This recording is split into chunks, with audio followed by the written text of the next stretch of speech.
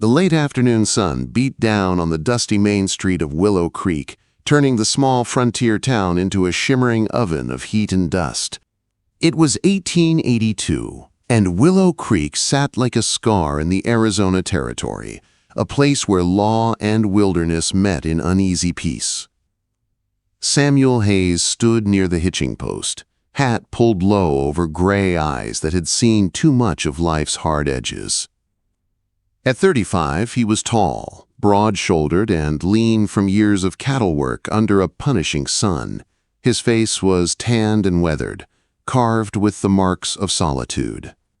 He hadn't come to town for trouble. He'd come for supplies. But trouble had a way of finding him in places like this. A crowd had gathered in the middle of the street, their laughter and whispers carried in the still, hot air.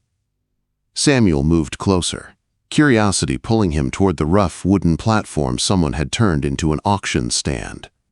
What he saw there made his stomach tighten. A woman stood on the platform with chains around her wrists. She couldn't have been more than 23. Her tangled auburn hair caught the dying sunlight like copper fire, and her torn dress told the story of a struggle she hadn't won. Dried blood marked the corner of her mouth and bruises darkened her arms, yet her back was straight, her chin lifted high, and her amber eyes burned with fury instead of fear. The auctioneer, a greasy man named Josiah Pritchard, waved his hat for attention. "Gentlemen," he called, "what we have here is a genuine wild creature, found livin' like an animal in the canyons, stealin', fightin', and scratchin' like a demon. The county's washin' its hands of her. Whoever takes her does so at his own risk." The crowd buzzed with excitement and crude jokes. Some men laughed, others spat tobacco juice into the dirt. A few women gasped and whispered behind gloved hands. Someone shouted, "What's her name?" "Calls herself Elena," Pritchard said, grinning. "Don't know if that's Christian or heathen. Don't talk much unless it's to curse. But she's strong, gentlemen, strong as a wild Mustang." Quote, "She ain't no horse," Elena's voice cut through the noise like a whip crack, "and I'll kill any man who tries to break me." The laughter faltered. A hush spread through the crowd.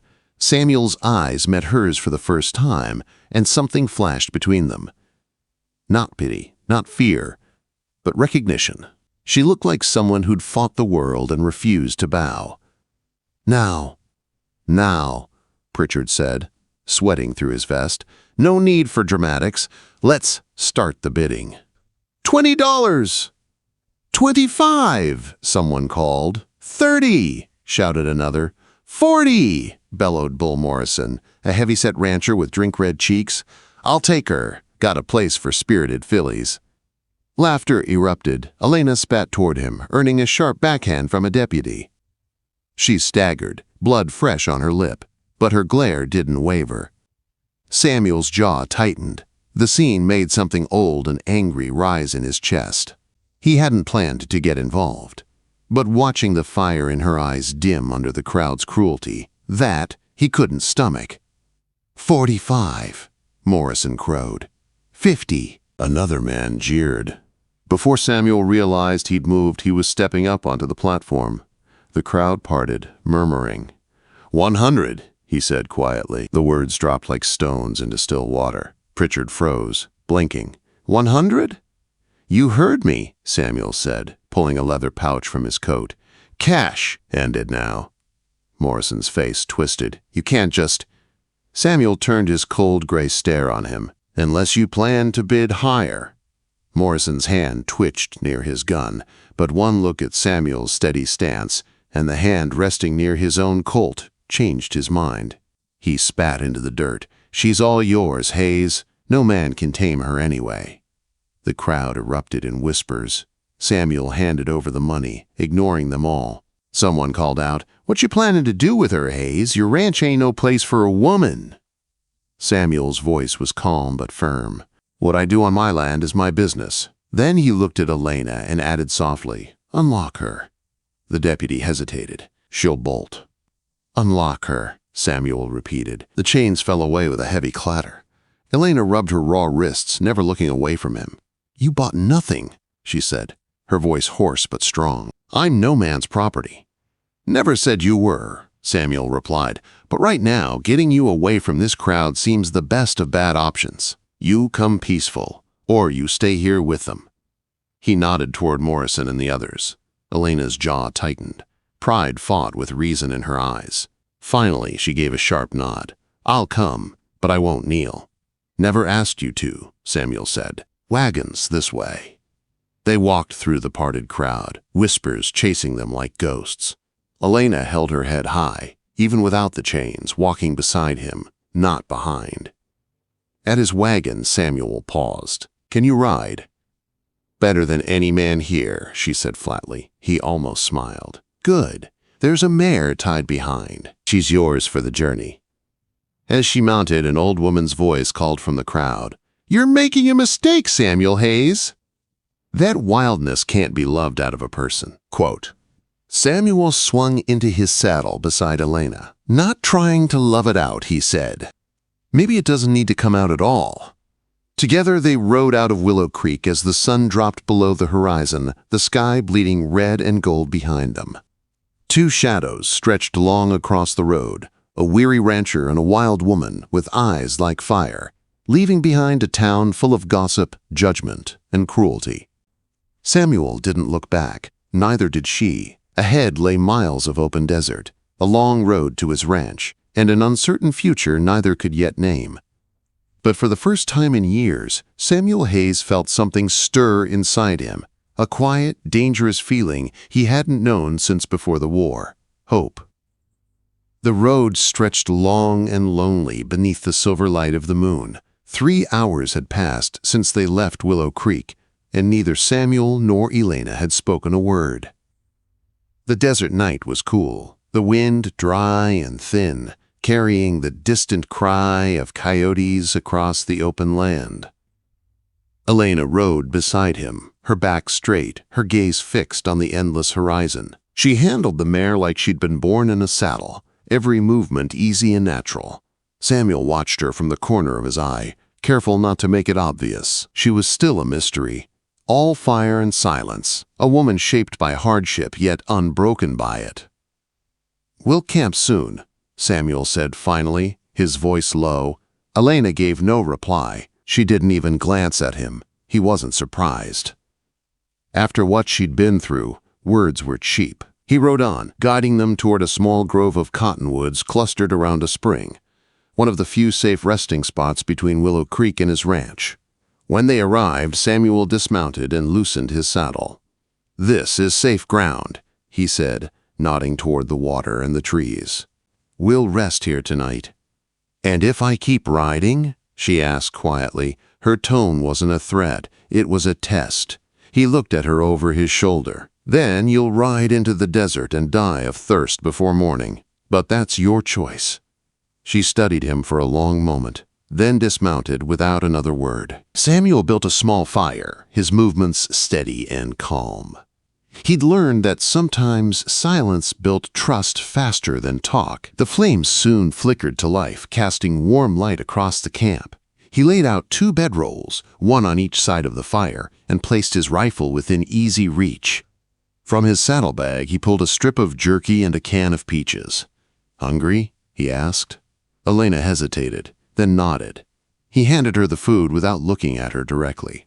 She snatched it and retreated to her side of the fire, eating like someone who'd gone too long without a meal. "Why?"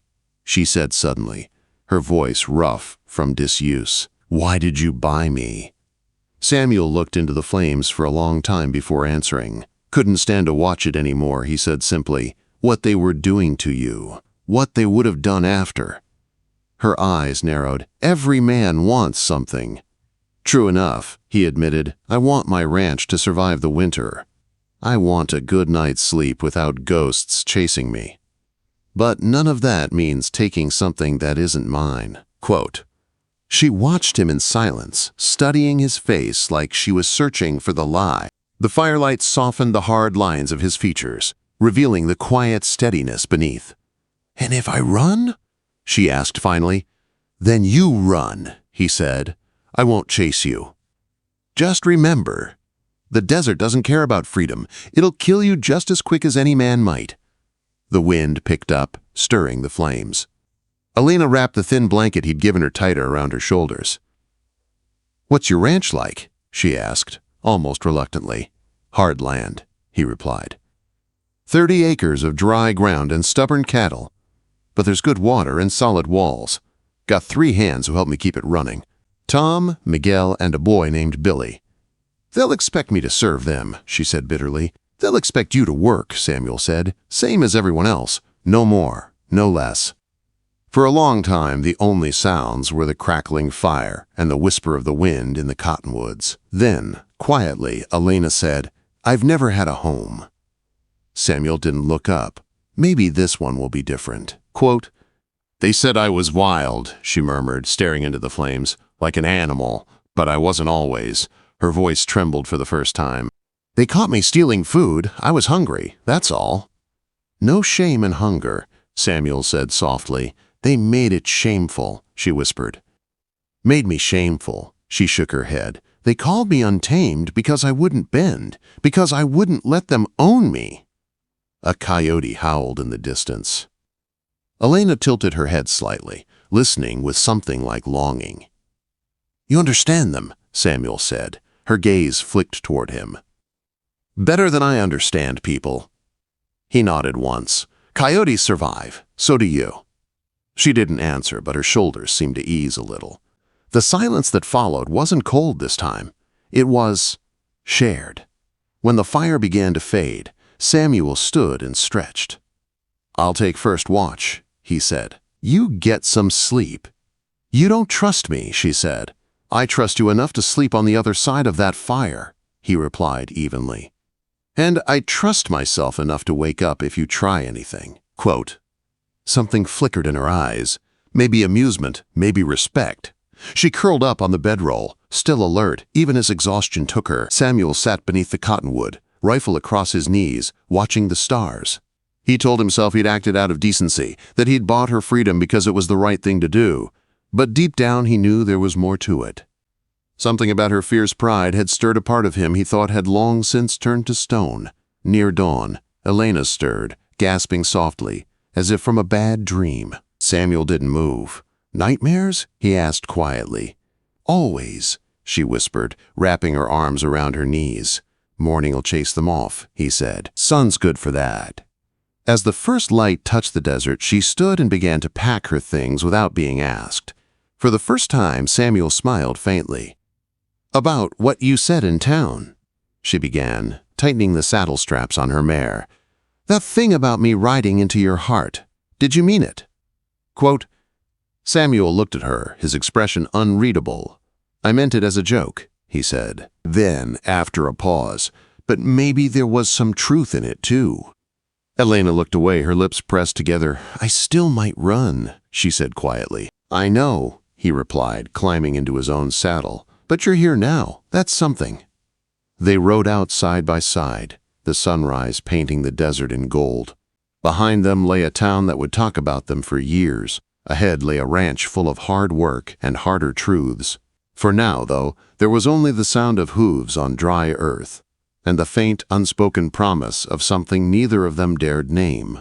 2 days later, the Triple Creek Ranch came into view, a spread of weathered wood and fenced pastures, lying quiet beneath the wide Arizona sky. From the ridge above it, the land looked endless, hard, honest. Samuel felt that familiar mix of pride and fatigue settle over him. Elena rode beside him in silence, her eyes scanning everything. The barn, the corrals, the smoke rising from the chimney. Her jaw tightened, her hands gripping the reins. To her, it wasn't a home yet. It looked too much like every cage she'd ever escaped. "There it is," Samuel said, nodding toward the valley. "It ain't much, but it's what I've got." "It's solid," she said carefully. He smiled faintly. "That it is." When they rode into the yard, 3 men came out to meet them. Tom Brennan, the gray-bearded foreman, wiped his hands on his trousers and raised his brows. "Boss," he said, "weren't expecting company." "This is Elena," Samuel said. "She'll be staying on." "Working same as the rest of us." Tom's expression didn't change. He tipped his hat. "Ma'am?" The others followed his lead. Miguel, older than the desert itself, gave a polite nod. Billy, barely 18 and all curiosity, grinned too wide until Tom shot him a look that shut it down fast. Samuel dismounted and turned to Elena. "You'll bunk in the small room off the kitchen. Has its own door to the outside." "Figured you'd want that." Her eyes flicked toward him, surprised by the thoughtfulness. "And what's expected of me?" "Work," he said simply. "Same as everyone else." Quote. Over the next few days, the ranch settled into its rhythm, sunrise to sunset, work until your bones ached, meals shared in quiet satisfaction. Elena moved through it like someone testing the edges of a new life. She woke before dawn, worked hard, spoke little. At first, she avoided the others, eating at the far end of the table, sleeping with her door locked tight. But the men didn't push her. Miguel offered quiet kindness. Tom gave clear instructions without judgment. Even Billy learned when to leave her be. One morning, Tom found her by the well, watching the sunrise. "Breakfast's ready," he said. "I'm not hungry," she replied. He nodded. "Suit yourself. But pride makes a poor meal." Then he walked away. By noon, she was sitting at the table. The work tested her in ways the wilderness never had. There were chores she didn't know. Cooking, mending, laundry. The first time she ruined a pot of beans, she threw the spoon across the room in frustration. Miguel only chuckled. "Patience, señorita," he said. Food and horses. Both need gentle hands. Quote. Later that week, when a sandstorm came roaring across the valley, Elena was out in the far pasture with Tom, learning to mend fences. The wind turned fierce without warning, whipping grit into her eyes. She panicked, broke free of Tom's grasp, and ran blind into the storm. Samuel found her, an hour later, half buried against a rock outcrop, shivering and raw from the sand. He wrapped his coat around her and half carried her back. Tom was waiting, angry and worried. "You could have died out there." "I didn't ask for help," Elena snapped through chattering teeth. Samuel spoke quietly. "No, you didn't, but you needed it anyway. There's no shame in that." She stared at him, searching for mockery, but found none. The words sank deeper than she'd admit. Days turned into weeks. And something began to shift. Elena learned to work the ranch the same way she'd once learned to survive the wild, through trial, error, and fierce determination. She drove cattle, mended fences, and cooked her share of meals. Her hands blistered, her arms bruised, but she never complained. The horses seemed to sense something kindred in her. When Billy struggled to break a restless young Mustang, Elena finally stepped in. "You're doing it wrong," she said flatly. Billy bristled. "Like you could do better." Without another word, she vaulted the fence, approached the trembling horse, and whispered softly in a language of calm and rhythm. Within minutes, the animal stood still, breathing hard but unafraid. "Fear makes everything wild," she said quietly, stroking its neck. Samuel, watching from the barn, felt her words settle deep inside him. That night, she joined them at the main table instead of sitting apart. She didn't say much, but she smiled once. A small, uncertain curve of the lips that lit her whole face. Samuel caught the moment, stored it like a treasure. When the dishes were cleared, she stayed behind to help him wash up. "Thank you," she said suddenly. "For what?" he asked. "For giving me work instead of walls." He looked at her then, really looked, and saw that the fire in her eyes had changed. It wasn't only defiance now, it was belonging. "Everyone needs something to build," he said. "Otherwise, we're just surviving." She handed him a clean plate. "And what are we building, Samuel Hayes?"